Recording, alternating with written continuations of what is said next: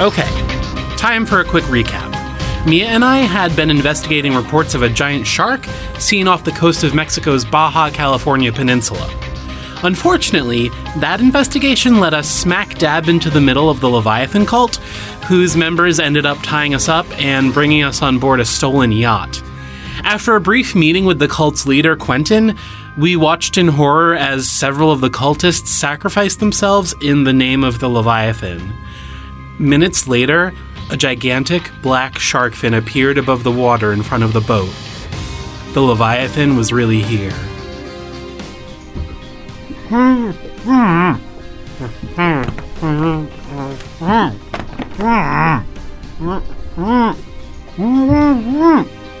I was too distracted by the appearance of the colossal shark to notice Mia's odd movements. I finally started paying attention when I heard the sound of her kicking off one of her boots. I watched in confusion as she bent backwards. From seemingly out of nowhere, I could see that she was suddenly holding a pocket knife, which she immediately used to begin cutting through her restraints.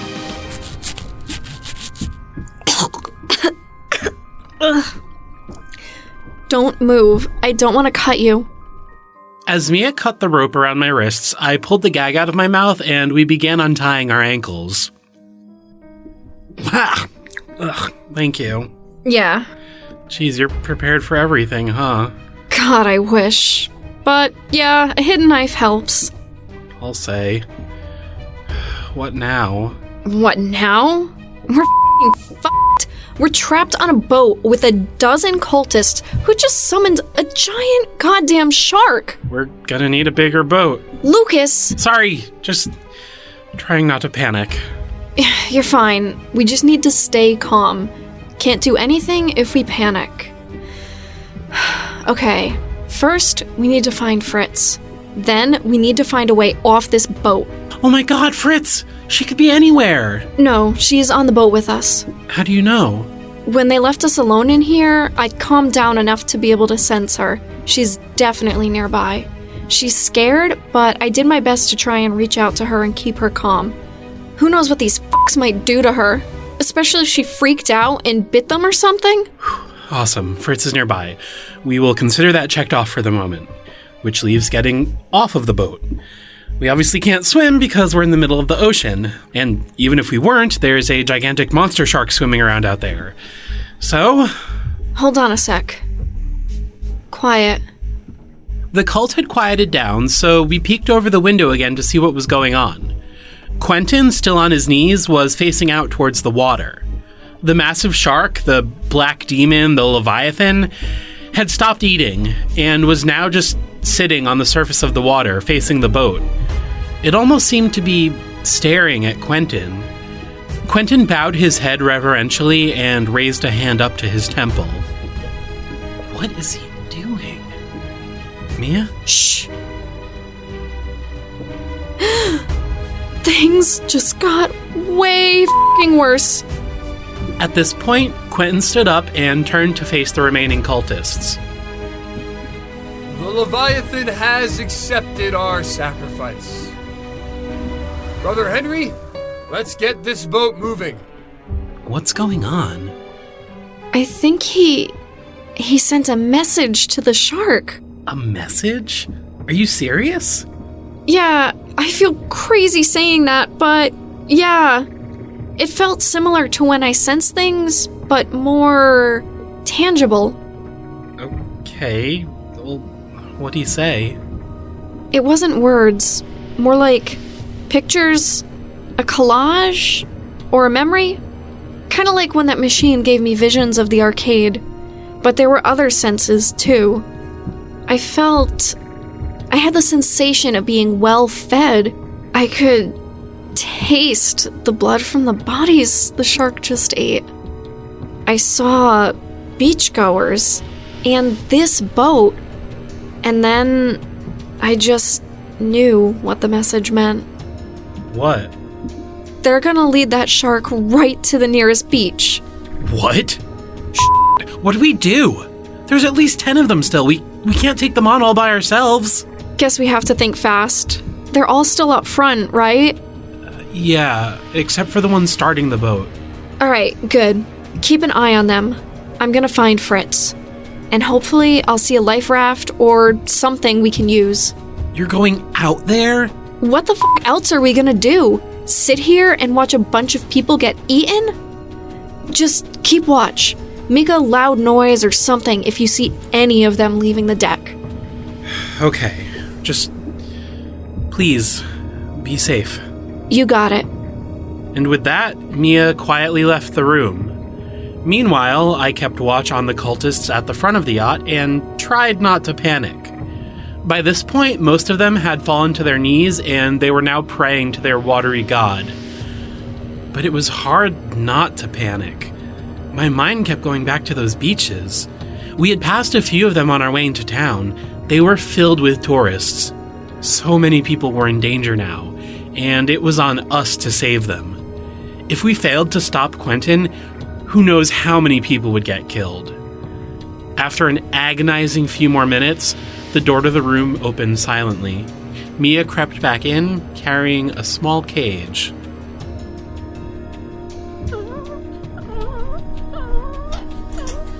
Fritz! Oh, thank God you're okay. I have good news. What? We've got a way off the boat. Oh my God, really? Yeah, over here. Hurry up. No way. We can't always have bad luck, right? Just outside of the room we'd been held captive in, sitting on a small deck overhanging the water, was a jet ski. Does it have gas? Do you even know how to drive one of these things? It can't be that hard.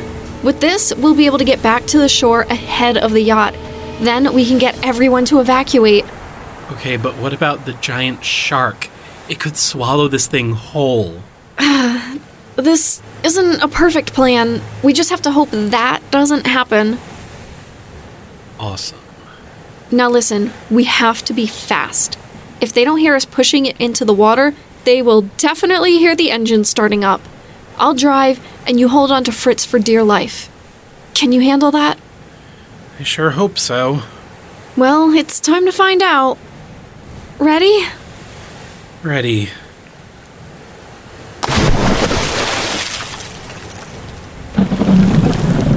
Sir, they're getting away!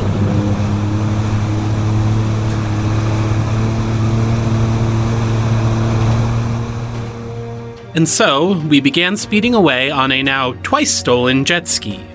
The yacht had also started moving at this point, but the jet ski was much faster.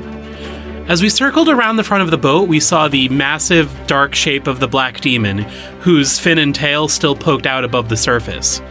Either it didn't notice us, or it just didn't care, because as we passed by, it continued to just swim in slow circles around the yacht. Soon enough, though, we had outpaced the yacht far enough that it was now out of sight. But a few minutes later, without any warning, Mia cut the engine to the jet ski. As best as we could tell later on, we were about 3/4 of the way back to land at this point. Oh my God, Mia, what are you doing? Shut up and let me focus. What? Quiet! At this, Mia closed her eyes and tilted her head down. Her fist clenched tightly around the handles of the jet ski. She didn't move or talk for at least a solid minute. Finally, breathing a heavy sigh of relief, she began to speak. Yes. Come on. Come on. Please, please, please. Come on. This way. Mia? We passed over something. I could sense it. It's down deep. What do you mean, another cryptid? Yeah, something big. I tried sending out a message like Quentin did. I think if we're lucky, I called it to the surface. You did what? Why? To fight the Black Demon. Okay, but what if you sensed another megalodon? I didn't. It was definitely something different. Whatever it is, I could tell they don't get along. At that moment, I became acutely aware that the cult's yacht was once again visible on the horizon. And ahead of it, moving at a constant, steady pace, was the looming fin of the Black Demon. Mia, you want to start the engine again? We should get out of here. Not yet. I need to make sure it worked. As the massive shark continued its approach, I suddenly noticed a dark shape rising from the depths in front of us.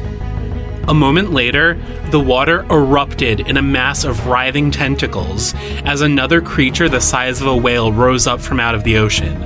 The newly created waves around us nearly sent us toppling into the water, but we managed to hold on. Help had arrived. No way. You summoned the Kraken!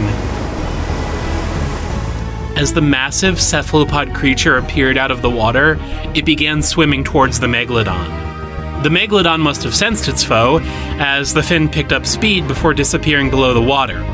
A moment later, the Kraken dodged to the side as the black demon exploded up and out of the water.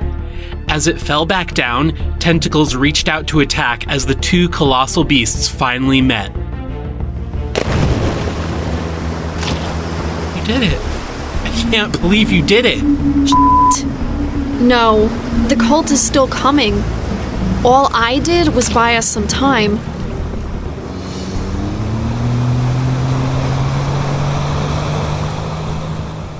As we sped off, the beach soon appeared on the horizon. In our haste to reach land, Mia went full throttle until we collided with the sand, sending both of us flying off the jet ski and onto the ground. Everyone get off the beach now! This is a f***ing emergency! Vamonos! Go! Get out of here now! Thankfully, everyone began getting out of the water and off the beach. Though at that point, the yacht had also reached the shore. After crashing into the sand, Quentin jumped from the deck down onto the ground and began walking towards us. In one hand, he held a crowbar. Do you have any idea what you've done? How dare you? The sheer unbridled arrogance to think a pest like you could stop the Leviathan? As Quentin approached, several of the other cultists circled around. There was nowhere to run. When Quentin finally reached us, he raised his arm and took a swing at Mia with the crowbar. Before I could even really think about what I was doing, I dove to the side and pushed her out of the way. A blinding, crippling pain enveloped my chest as the crowbar made contact. I crumpled to the ground. Ah! So ungrateful. You never were really worthy of his grace. I should have just sacrificed you to begin with. What?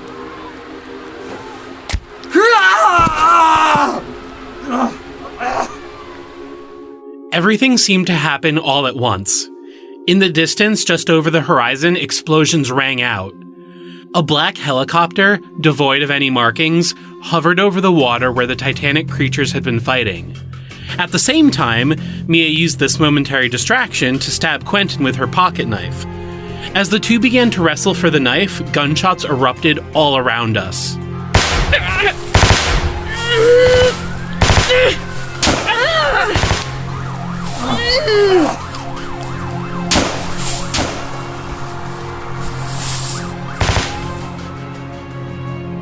I turned away from the water to find the source of the shooting.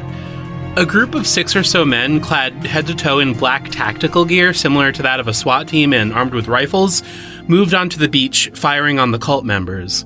The ones that had been surrounding us were the first to fall. A few shots rang out from the yacht as 2 cultists with pistols returned fire.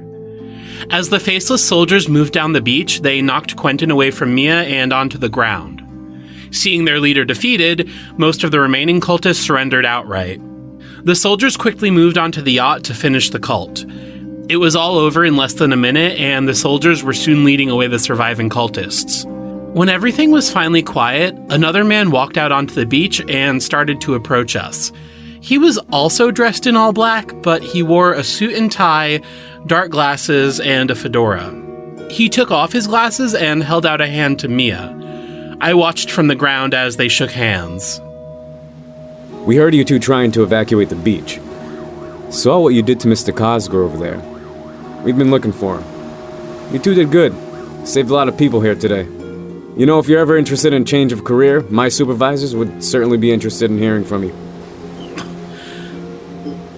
Who are you people? Are you with the government? Not quite. We're part of a highly specialized organization called Ordo Sancti Georgi. Simply put, we hunt monsters.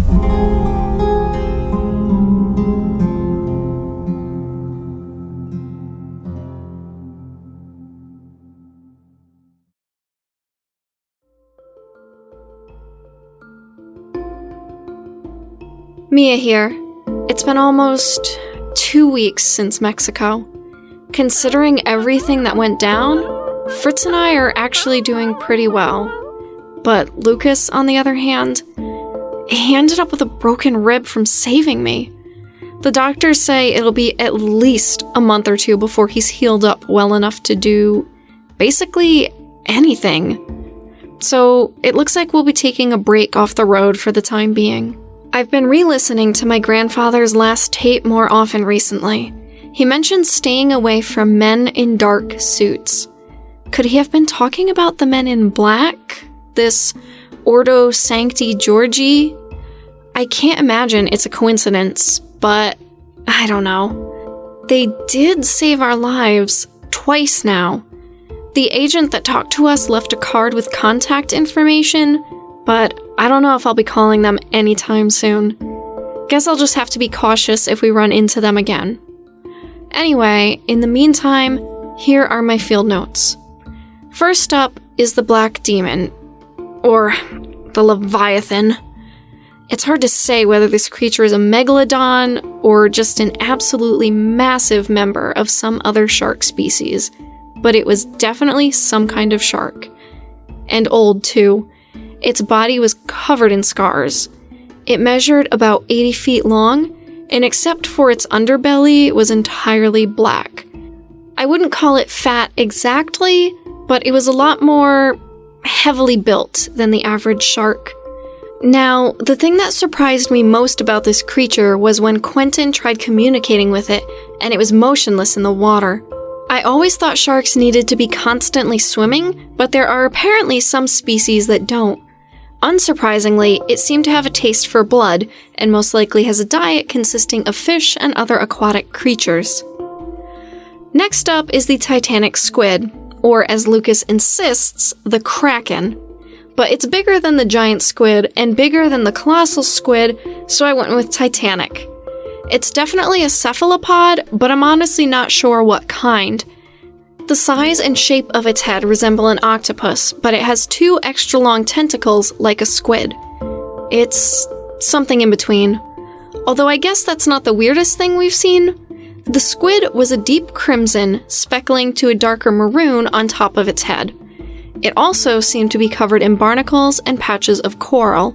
The 2 long tentacles were covered in barbed hooks, which it probably uses to catch and hold prey. And it might just be the largest living creature on Earth. Not of all time, since some long-necked sauropods might have measured longer, but still. Its body, its head, was around 45 feet long.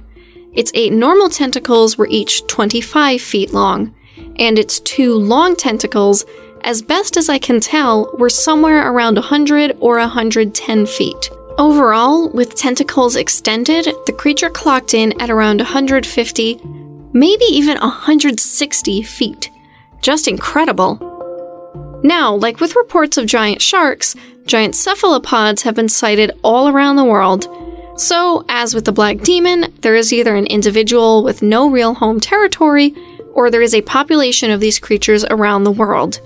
Which, given the vast amounts of unexplored area of the ocean, is entirely possible. Also, the creatures definitely shared some kind of animosity toward each other. Judging from their behavior and the scars on the Black Demon, this probably wasn't the first time the two have come into contact. Perhaps the shark feeds on squid? I don't know. And one other thing. This isn't about a cryptid, but it is related to the Enigma. Specifically, Quentin's message to the Black Demon.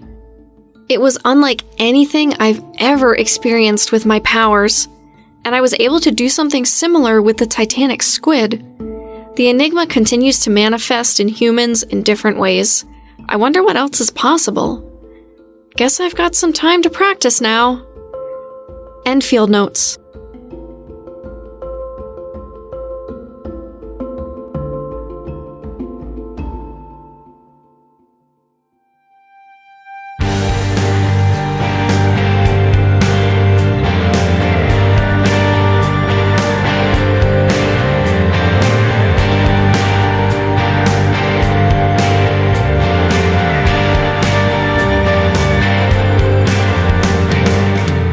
Thank you to the cast of Season 2 of the Cryptid Cases, including Andrew Barker, Liz Boucher, Charles Boyd, Daniel Carpenter, Stephen Clark, Hannah Eagleson, Aaron Ferro, Matthew Gurton, Ginny Jacobs, Jennifer Jacobs, Jesstin Jacobs, Jillian Jacobs, Katie Jefferson, James Kidd, Mark Parry, Cindy Pisano, John Sauco, Liz Sauco, Danielle Verrier, Joe Verrier. and Dan Warburton. To learn more about Little Giant Monsters, find us at www.littlegiantmonsters.com. We love making this podcast, and we want the show to get bigger and better, but we also need to keep growing our audience. And one of the best ways to do that is by rating and reviewing the show on iTunes. And tell your friends. Every little bit helps, and we really, truly appreciate it. Thank you. Thank you. Thank you.